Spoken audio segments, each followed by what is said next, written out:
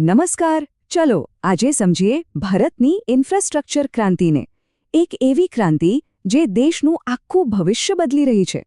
શરૂઆત કરવા માટે આનાથી વધુ સચોટ વાત શું હોઈ શકે, બરાબર ને? જીપીએસસી સ્ટડી મટીરિયલનો એક અંશ કહે છે કે ટ્રાન્સપોર્ટ ઇન્ફ્રાસ્ટ્રક્ચર એ કોઈપણ અર્થતંત્રની ધમનીઓ જેવું છે. જરા વિચારો, જે રીતે ધમનીઓ આપણા શરીરમાં લોહી પહોંચાડીને આપણને જીવંત રાખે છે, બસ એ જ રીતે રસ્તા, રેલવે અને બંદરો દેશના અર્થતંત્રમાં માલસામાન અને લોકોને પહોંચાડીને તેને ધબકતું રાખે છે. તો સવાલ એ છે કે આ ધમનીઓને મજબૂત કરવાની આટલી મોટી જરૂર કેમ પડી? જવાબ છે આ એક આંકડો, 14%. પણ આ 14% છે શું? વેલ, આ છે ભારતમાં લોજિસ્ટિક્સનો ખર્ચ, એટલે કે કોઈ પણ સામાનને એક જગ્યાએથી બીજી જગ્યાએ લઈ જવાનો ખર્ચ. અને એ ખર્ચ આપણા દેશની ટોટલ જીડીપીના લગભગ 14% જેટલો છે. હવે આને જરા સરખાવીએ. વિકસિત દેશોમાં આ જ ખર્ચ માંડ 8થી 9% છે, જ્યારે આપણે ત્યાં 13થી 14%. આનો સીધો અર્થ એ થયો કે ભારતમાં બનેલી કોઈ પણ વસ્તુ બીજા દેશોની સરખામણીમાં મોંઘી પડે છે, જે ગ્લોબલ માર્કેટમાં આપણી સ્પર્ધાત્મકતા ઘટાડે છે. બસ આ જ મુખ્ય સમસ્યા છે જેને ઠીક કરવાનો આખો પ્રયાસ છે. ઓકે, તો આ આખી વાતને આપણે કેવી રીતે સમજીશું?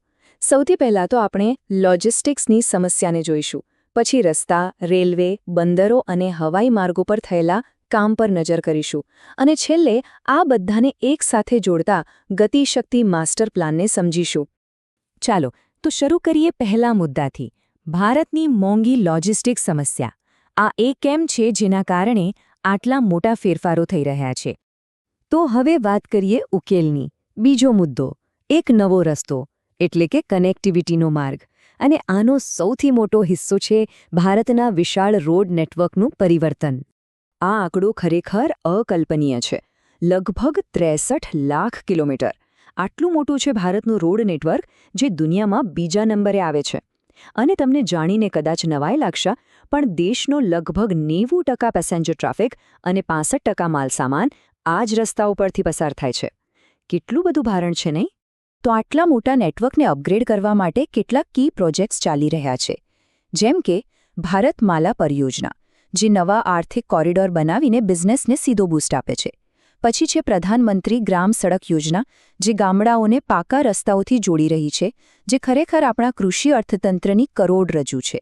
અને હા, ફાસ્ટેગ કોણ ભૂલી શકે, જેને ટોલ પ્લાઝા પરની લાંબી લાઇનોમાંથી મુક્તિ આપીને આપણો સમય અને પેટ્રોલ બંને બચાવ્યો છે.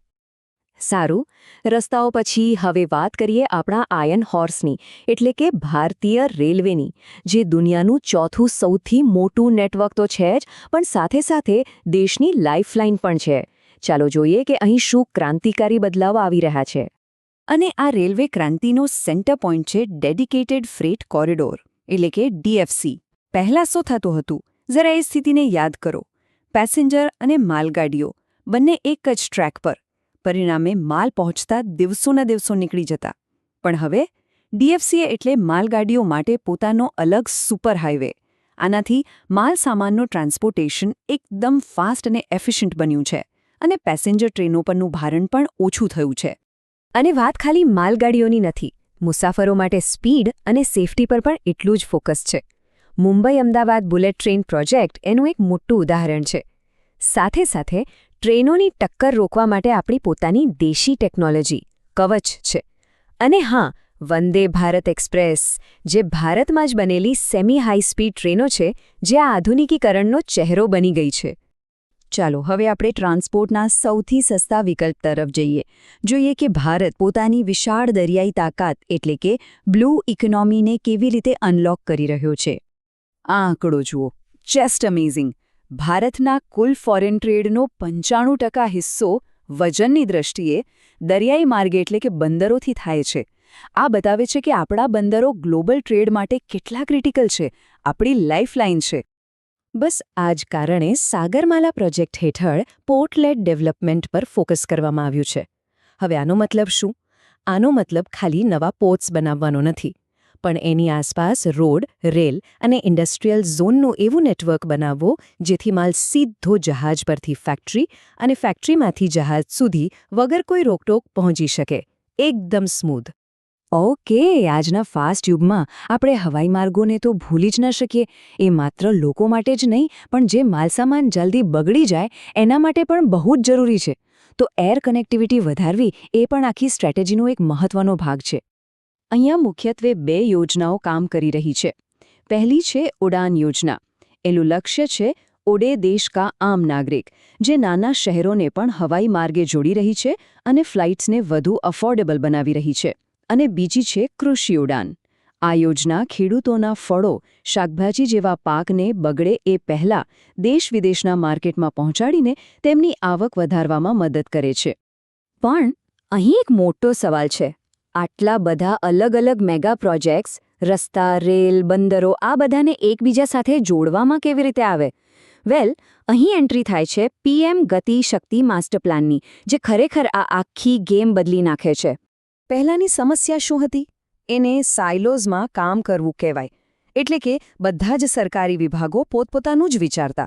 દાખલા તરીકે, એક વિભાગ લાખો રૂપિયા ખર્ચીને નવો રોડ બનાવે અને થોડા જ દિવસમાં બીજો વિભાગ આવે અને કેબલ નાખવા માટે એ જ રોડને ખોદી નાખે. વિચાર કરો, સમય અને પૈસા બંનેનો કેવો બગાડ. ગતિશક્તિ આ જ સમસ્યાનો જવાબ છે. એણે રેલવે, સડક, પેટ્રોલિયમ જેવા 16થી પણ વધુ કેન્દ્રીય મંત્રાલયોને એક જ ડિજિટલ પ્લેટફોર્મ પર ભેગા કરી દીધા છે. તો આ ગતિશક્તિ કામ કેવી રીતે કરે છે? વિચારો કે આ એક મોટો ડિજિટલ મેપ છે, એક માસ્ટર પ્લાન, જેમાં સેટેલાઇટ તસવીરોથી લઈને બધી જ માહિતી એક જ જગ્યાએ છે. હવે જ્યારે કોઈ નવો રોડ બનાવવાનો હોય તો પ્લાનિંગ કરતા પહેલાં જ એ મેપ પર જોઈ શકાય કે નીચેથી કોઈ ગેસ પાઇપલાઇન કે ઇન્ટરનેટ કેબલ જાય છે કે નહીં. આનાથી શું થાય છે? Integrated planning. પ્રોજેક્ટ્સ ઝડપથી પૂરા થાય છે અને આપણા બધાના પૈસાનો બગાડ પણ અટકે છે. અને આ બધી જ મહેનતનો એક જ મોટો ગોલ છે, જે આપણને ફરીથી આપણી શરૂઆતની વાત પર લઈ આવે છે. વર્ષ 2030 સુધીમાં લોજિસ્ટિક્સ ખર્ચને હાલના 14%થી ઘટાડીને 8%ની આસપાસ, એટલે કે સિંગલ ડિજિટમાં લઈ આવવું, જેથી આપણે ગ્લોબલ લેવલ પર વધુ કોમ્પિટિટિવ બની શકીએ. આ આખી કવાયતનો સારાંશ જો એક શબ્દમાં કહેવો હોય તો એ છે મલ્ટીમોડલ કનેક્ટિવિટી. આનો સીધો સાધો અર્થ છે ટ્રાન્સપોર્ટના બધા જ માધ્યમોનું એકબીજા સાથેનું સીમલેસ કનેક્શન. જરા કલ્પના કરો, એક એવું પોર્ટ જે સીધું જ ફ્રેટ કોરિડોર અને નેશનલ હાઇવે સાથે જોડાયેલું હોય, જ્યાં માલ જહાજમાંથી ઉતરે અને તરત જ ટ્રેન કે ટ્રકમાં લોડ થઈ જાય, વગર કોઈ ટાઈમ વેસ્ટ કર્યા. આ જ છે નવા ભારતનું વિઝન. તો આ બધું જોયા પછી એક મોટો અને ખૂબ જ મહત્વનો સવાલ મનમાં આવે છે. શું આ ઇન્ટિગ્રેટેડ, મોડર્ન અને ફાસ્ટ ઇન્ફ્રાસ્ટ્રક્ચરના પાયા પર ભારત દુનિયાનું નેક્સ્ટ ગ્રેટ ઇકોનોમિક એન્જિન બનવા માટે તૈયાર છે?